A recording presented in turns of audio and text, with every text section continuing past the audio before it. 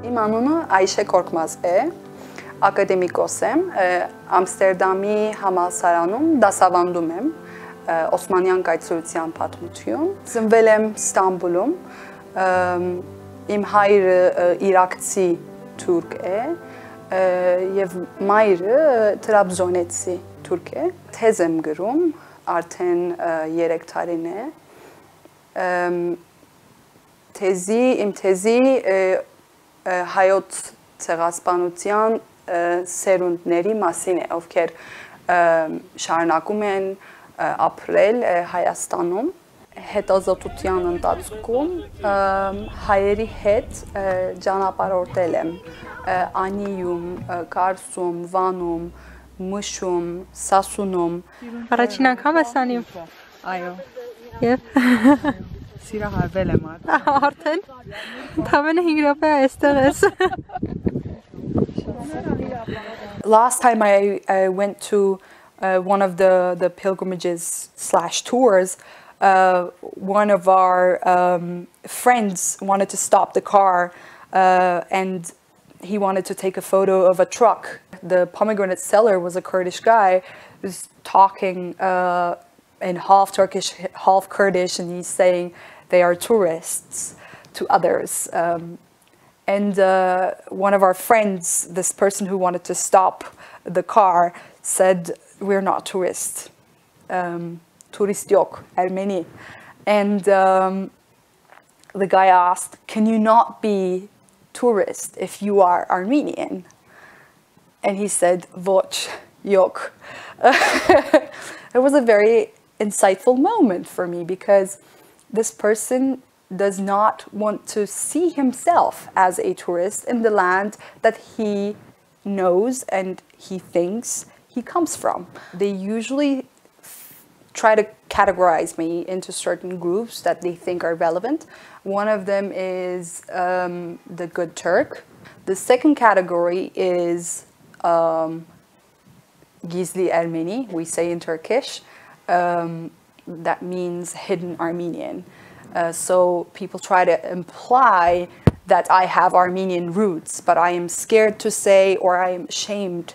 And the third category is spy, because a lot of people can't really think of Armenians and Turks just normally speaking to one another. That is why if a Turk comes and talks to them about their past, they often think that I get information of their family, of their past, and just pass it on to some sort of institution in Turkey or in another country. So the third category is just kind of offensive for me, but I hear it a lot. And outside of this, there is one category that I see myself in, and that is my academic identity. The 1915 culminated into a genocide. And above that, I don't think there's any question whether this was some sort of an unintended event or just self-defense on the side of the Turks, etc. It becomes clear when you study the Armenian genocide side by side with other genocides.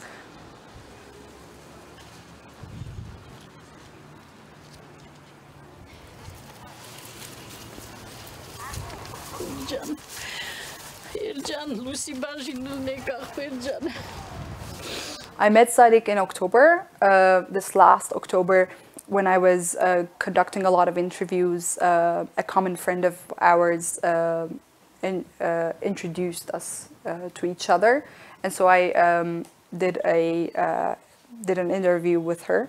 And after that, she was really touched by the fact that I am interested as a Turkish person into this. Of course, I mean, again, she didn't see me as a researcher. They never see me as a researcher.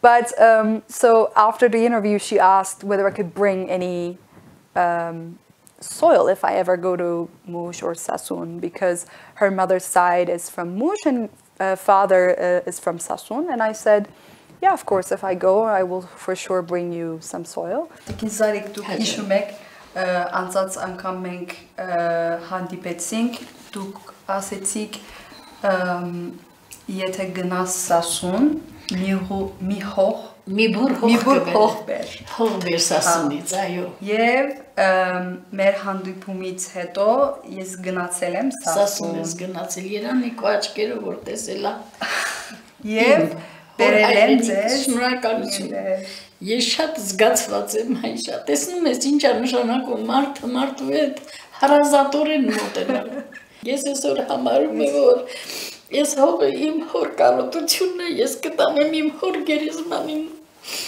կլցնեմ, որ հանգիստը զգա, իր հայրենիքի հողն է իր վրա։ So if it's not about the killings, it's not about some rescuing story, but it is about me talking to a person like Zadik, for instance, who is very much touched by the fact that I bring some soil, just a palmful, a handful of soil, and she bursts into tears. That is the thing that touches me the most. It's not how, of course it is how the genocide had happened and the massacres, etc., but that doesn't make me cry anymore. Those times have passed. Actually, the happy moments make me cry right now.